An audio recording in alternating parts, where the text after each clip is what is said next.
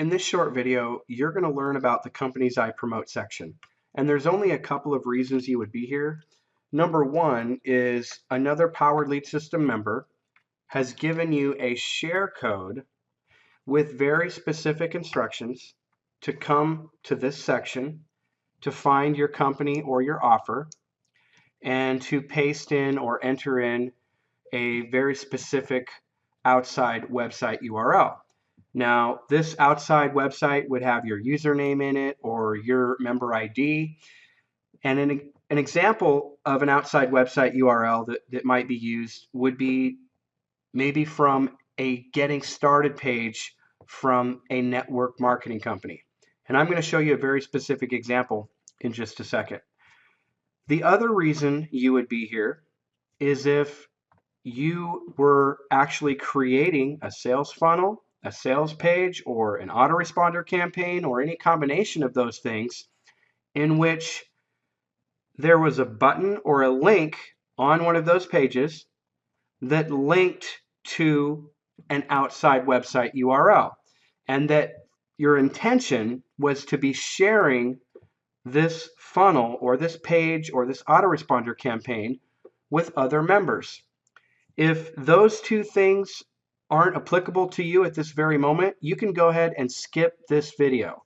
So obviously, if you've been instructed to come here by another Power Lead System member, you have a share code handy that you've already uploaded into your system, go ahead and find your company here and paste in the URL that they've instructed you to paste in. And it may be one. Maybe they're using two codes inside of their funnel or their campaign. Okay, so what I'm going to do is I'm going to show you an example right now, first of all, of an outside website URL. And an outside website URL is, like I said, it's a page outside of the Powered Lead System. I chose this company at random. I chose this page at random. I just wanted to give you this example. If you notice in the address bar, it's a big, long URL. It's got someone's username in it right here.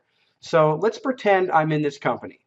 Let's pretend that I'm creating a sales funnel for other distributors in this company. Maybe they're in my downline and I want to share a funnel with them.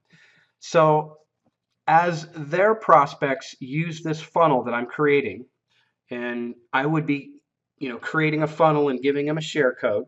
Okay, so you'll learn more about share codes in another video. But I'm creating this funnel. I'm going to want the Get Started buttons on my sales page or maybe the autoresponder campaign to link to this page. But I don't want it to give me credit. Obviously, I want anybody using the funnel to get credit. So it needs to go to this page, but this code behind the button needs to be dynamic. In other words, it needs to change based on whose funnel it is. So I'll show you what I mean. I'm going to take this getting started URL, and let's just pretend this is mine. Let's pretend that's my username. Let's go ahead and just use code 1 because that particular company is not even in the list yet.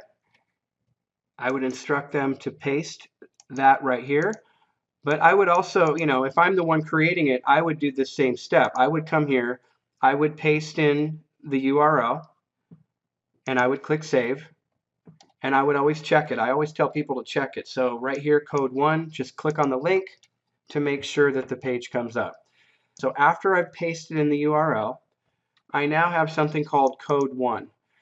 Let me show you this in action. I'm going to go to a sales page that I've created earlier inside my web pages section. I'm going to click on Edit Text, and I'm going to highlight this Get Started button. What I'm going to do is I'm going to click on this called Variables on your web page. And as long as you've entered in an outside website URL in that drop-down list of companies I just showed you a few moments ago, it will always show up in this drop-down menu right here. So as long as you've entered a URL and saved it, it'll show up. And sure enough, there it is right there, code 1. I'm going to click the word create. And what that does is it creates a variable for me. And you'll notice the one on the bottom says good for buttons. Well, that's the one I want, so I'm going to copy it. I'm going to come back. Notice the Get Started button is still highlighted. I'm going to click on the link icon, and I'm going to paste that variable right there. Protocol says other, and I'm going to click OK. Then I'm going to save my changes, and that's all there is to it. Now, creating a clickable link inside an autoresponder campaign is basically the same thing. Wherever you see the cursor blinking, that is where the code is going to be added once you add it, which I'm going to show you how to do. Remember when I showed you the drop-down menu previously? You've got the same exact drop-down menu inside your autoresponder campaign. So find the company. In our example today, it's been code 1. I've got that selected. And then anything you type in this form field here is going to be the visible clickable text that shows up in the body of the email. So I might, type in the words get started here, and then I'm going to click add, and that's it. Now this might look like a long variable, but when your prospect opens their email, the only thing they're going to see on this line here is the words get started here. And those words will be clickable, and they will link to that outside website URL. And the great thing about what I've just shown you is you can use this technique to create and share sales funnels, autoresponder campaigns, anything you want. And the key is, number one, obviously setting it up like I showed you, but you need to give very good instructions to the people that you're giving the share code to.